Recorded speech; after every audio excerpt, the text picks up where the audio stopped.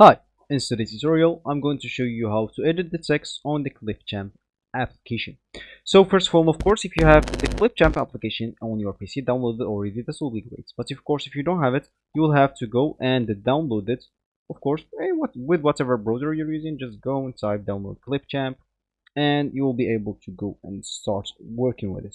Of course, normally Clipchamp is downloaded by default with the Windows. Of course, if you like, just click on your Windows key and click and look for Clipchamp. Normally you will find it. Of course, especially with Windows 11, it will be there per default. Of course, maybe Windows 10 you may have it or you may not. And of course, if you have it, this will be great. You can just go and open it up to start working with it.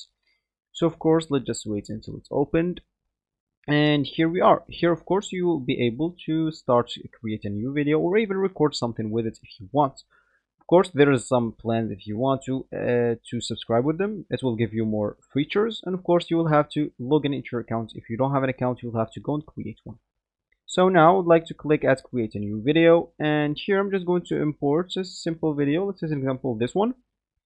And now I'm just going to drag my video here, and of course here's our video. So how can we edit the text? For me, I don't have any text here yet, so let me just add one. First of all, we can just go here and click at text, and as you can see, you can choose whatever text you would like to have. Let's say, for example, I want this one, and of course I'll have just click add to timeline. As you can see, here is it. I can add it. Here's an example. I can maybe even like expand it if I want, and let's it like this and click on it, and as you can see it will be right here. So of course it's gonna be right here. We can just go, if we want to edit it, here's the text, just double click on it and here's the text. We can just edit it however we want. So as an example, it's gonna be hello, and that will be it. So okay, let me just now go here and start the video, and normally it should appear here. As you can see, the text appear here. Of course